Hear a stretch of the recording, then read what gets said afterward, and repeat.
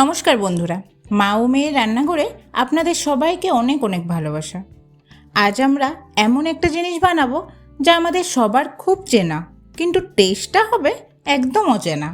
আমরা বাঙালিরা কেউ ঝাল ভালোবাসি, কেউ আবার মিষ্টি ছাড়া চলতেই পারি না। কিন্তু আজ যদি এমন কিছু হয় যেটা ঝালও হবে আবার মিষ্টিও হবে, আর মুখে দিলে নোনতা নোনতা বাদাম পড়বে। হ্যাঁ, আজ না হবে ঝাল সুজি আর না হবে মিষ্টি সুজি, আজ হবে ঝাল নোনতা মিষ্টি সুজি। তাহলে রান্নাটা শুরু করার আগে আমাদের আজকের সৈনিকদের সাথে একটু পরিচয় করিয়ে দিই। আমাদের আজকের রান্নাঘরের রাজা হলো আমাদের এই সুজি। আমি এখানে 1 প্যাকেট সুজি নিয়ে নিয়েছি, ফরচুন সুজি। এর পাশাপাশি আমাদের লাগছে 1টি তেজপাতা, 2টো এলাচ, আদা কুচি, 1 চামচ মৌরি, কাঁচা লঙ্কা, আর লাগছে সবার লাস্টে গার্নিশিংয়ের জন্য একটু কুচানো ধনেপাতা। এবার আসি আসল মজার জায়গায়, 1 বাটি চিনেবাদাম। টেস্টটা ব্যালেন্স করার জন্য লাগছে নুন আর চিনি। আমি এখানে কোনো সবজি দেব না, তবে আপনারা চাইলে দিতেই পারেন। আর লাগছে আজকের রান্নার প্রাণ, দেশি ঘি। তাহলে সব গুছিয়ে নিয়েছেন তো? চলুন এবার যাই আগুনের কাছে। প্রথমেই তাহলে কড়াইতে দিয়ে দিচ্ছি ঘি। ঘি দিলে কিন্তু টেস্টটা না 10 গুণ বেড়ে যায়। এবার বাদামগুলো দিয়ে দিন। বাদামগুলো একটু সময় নিয়ে ভাজতে হবে, যাতে ভেতর থেকে একদম মুচমুচে হয়। কিন্তু সাবধান, বাদামগুলো ঘিয়ের আদর পেয়ে যেন আবার পুড়ে না যায়। শুধু একটু ব্রাউন হয়ে উঠলেই কাজ শেষ। বেশি তাড়াহুড়ো করলে আবার উপরটা পুড়ে যাবে আর ভেতরটা কাঁচা থেকে যাবে। ঘিতে ভাজা বাদামের গন্ধটা কিন্তু পাড়া প্রতিবেশীর বাড়িতে একদম যাওয়া চাই। এবার সেই ঘিতেই দিয়ে দিচ্ছি তেজপাতা আর এলাচি।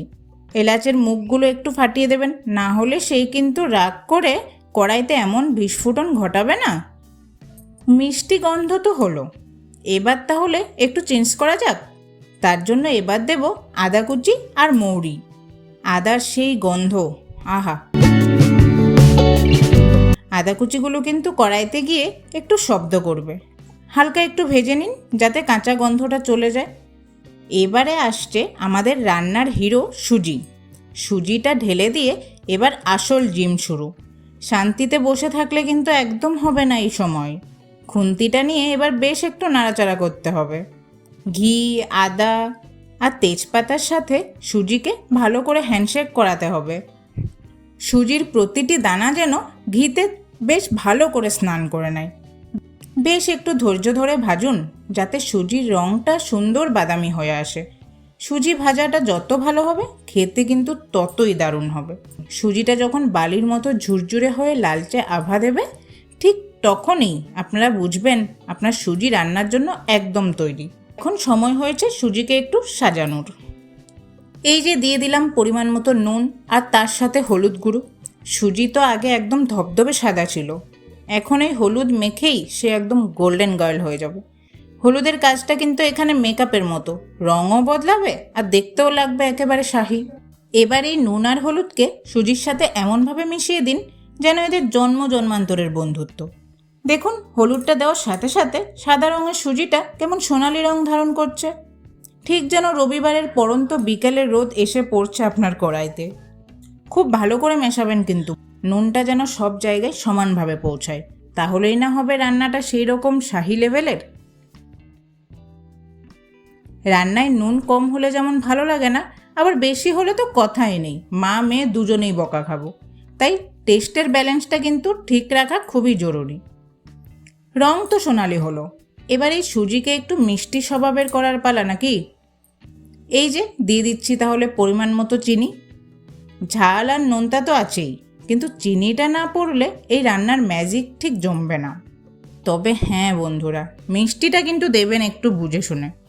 আমাদের মতো যাদের মিষ্টি মুখ না করলে ঘুম আসে না, তারা একটু মন খুলেই দিতে পারেন। কিন্তু যাদের সুগার আছে না, বা যারা ডায়েট করছেন, তারা কিন্তু একটু সাবধানে। এবার আসছে সেই সময়, রান্নার ক্লাইম্যাক্স বলতে পারেন। ঘি, মশলা, চিনি মেখে সুজি এখন একদম তৈরি। এবার হবে সুজি আর জলের রোমাঞ্চকর মিলন। এবারে পরিমাণ মতো জলটা আমরা ঢেলে দেব। জল দেওয়ার সাথে সাথেই শুরু হবে আমাদের আসল কাজ। এই যে দেখুন, জলটা পড়ার সাথে সাথেই সুজি আর জলের মধ্যে কি দারুণ একটা কুস্তি শুরু হয়ে গেছে। কিন্তু সাবধান, জল ঢাললাম আর বসে রইলাম তাহলে কিন্তু কেল্লাফতে। এই সময় খুন্তি থামানো কিন্তু একদম বারণ। যদি ভাবেন একটু রেস্ট নিয়ে নিই, তাহলেই কিন্তু সুজির ছোট ছোট ডলা পাকিয়ে যাবে। তাই একদম কন্টিনিউয়াসলি নাড়তে থাকুন, ঠিক যেমন পরীক্ষার আগে আমরা অবিরাম কলম চালাই।